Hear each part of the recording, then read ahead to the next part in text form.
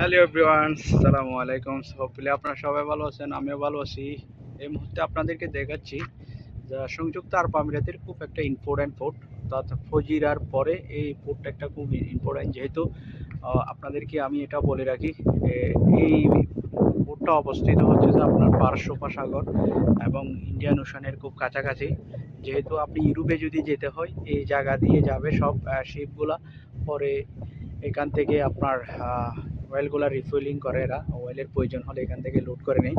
তো এই জন্য আমি বলি ব্যক্তিগতভাবে, মানে এটা খুব একটা ইম্পর্টেন্ট সি ফুড।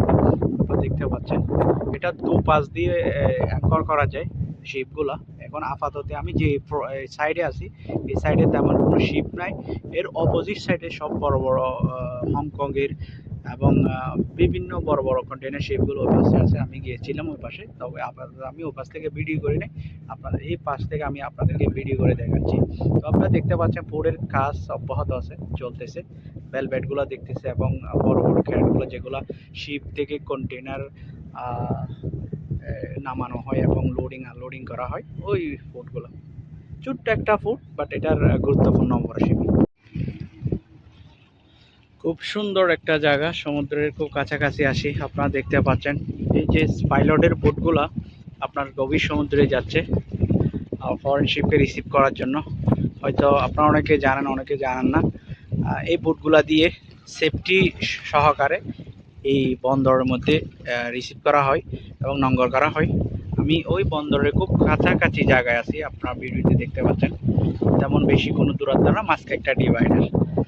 তো খুব শান্তশিষ্ট একটা পারস্য উপসাগর।